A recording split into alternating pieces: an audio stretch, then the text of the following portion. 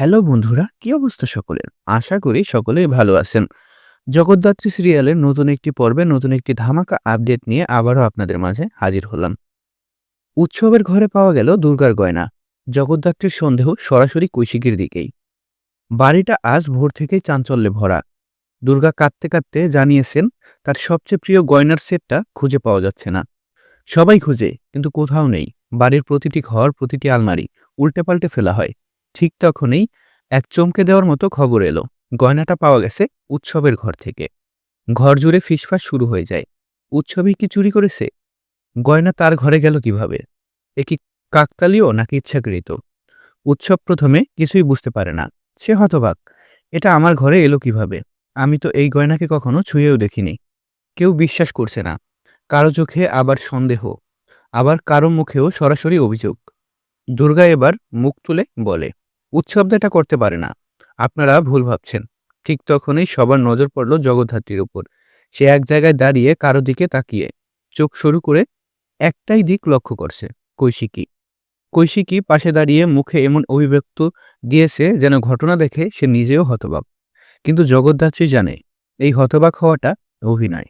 জগদ্ধাত্রী এগিয়ে গিয়ে ঠান্ডা কণ্ঠে বলে, উৎসবদার ঘরে গয়না পাওয়া গেল, কিন্তু সেটা কিভাবে গেল সেটা আমরা জানি না। তবে আমি জানি এই কাজ উৎসবদা করেনি।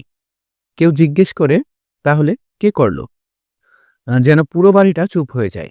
জগদ্ধাত্রী ধীরে ধীরে কৈশিকীর দিকে তাকিয়ে বলে, যে মানুষ হিংসার আগুনে পুড়ে, যে মানুষ দুর্গাকে ও উৎসবকে দূরে রাখতে চায়, তার জন্য এমন একটা ফাঁদ তৈরি করতে কতক্ষণই বা লাগে? কৈশিকী চমকে ওঠে। তুমি কি আমাকে অভিযুক্ত করছো জগদ্ধাত্রী? জগদ্ধাত্রী দৃঢ় গলায় বলে, আমি কাউকে অভিযুক্ত করছি না। আমি শুধু সত্যিটা বলছি। উৎসবদার ঘরে চুরি করে গয়না ঢোকানোর সাহস এই বাড়িতে একমাত্র একজনেরই আছে। ঘর নিস্তব্ধ। সবাই কৈশিকীর দিকে তাকিয়ে আছে। কৈশিকী গলা কাঁপিয়ে বলে, তুমি প্রমাণ দাও। তুমি কিভাবে বলছো এটা আমি করেছি? জগদ্ধাত্রী হাসল, একটা শান্ত কিন্তু ভিতর কাঁপিয়ে দেওয়া হাসি। কৈশিকী যে মানুষ ভেতরে ভেতরে রাগ লুকিয়ে রাখে, হিংসায় জ্বলে, উৎসবদার উপর গুজব ছড়ায়, দুর্গাকে অপমান করে, সেই মানুষই চায় আজকে উৎসবদা অপরাধী হোক। উৎসবও তখন বুঝে যায় এটা একটা ফাঁদ।